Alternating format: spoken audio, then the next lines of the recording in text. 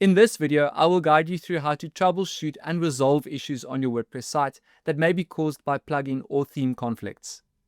The most common errors you might experience include the error message, "There has been a critical error on this website," the white screen of death, which is a blank white error page, too many redirects, as well as other errors or unexpected behavior.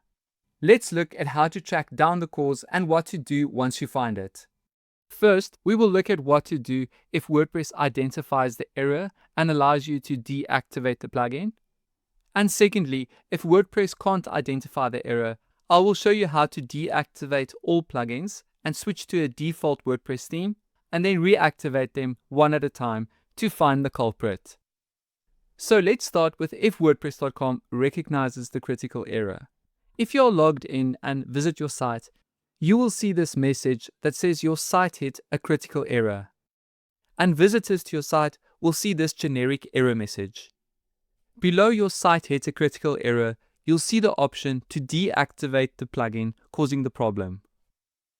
Once deactivated, the error will be resolved. And then you can decide to delete the plugin or contact the plugin support team. I also wanted to note that you will receive a helpful email. Below the heading, "What you can try next," the first thing is to visit your website. And from here, you can deactivate the plugin, as shown before. If this does not work, in the email it says if your site appears broken and you can't access your dashboard normally, WordPress.com has a special recovery mode. So let's open recovery mode. Log into your site, and then make your way to the plugin screen.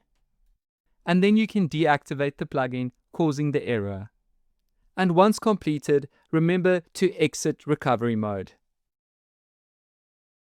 Next, if WordPress.com can't find the plugin or theme causing the error, you can manually deactivate all plugins and switch to a default theme, and then reactivate them one by one to find which one is causing the error.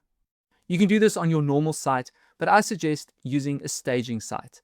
This is a private copy of your site where you can run tests without affecting your visitors. So if your plan allows it and you haven't set it up, click the WordPress logo top left to make your way to your hosting dashboard. Select the relevant site.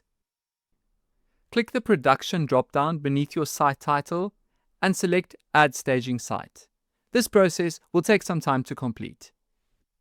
Once added, you can select the staging site below production.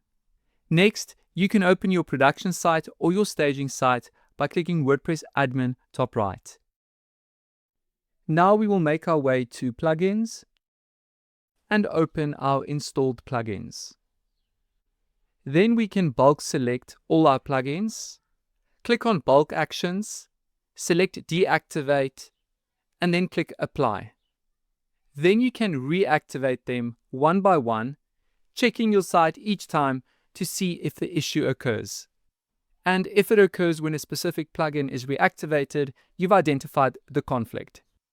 You can also switch your staging site to a default theme by going to Appearance, clicking on Themes, and then searching for one of the 2020 themes, as they are the default themes included with your site. The more recent the better, so in this case, I will install the 2025 theme. And then activate it to see if your theme is the cause of the problem. When you have found the plugin or theme causing the error, you can deactivate it on your live site. Most plugins and some themes are developed and supported by third-party vendors. Once you have identified the plugin or the theme that is causing the issue, you can reach out to them directly.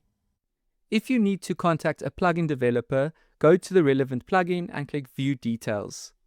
Then you can make your way to the plugin page and click Support.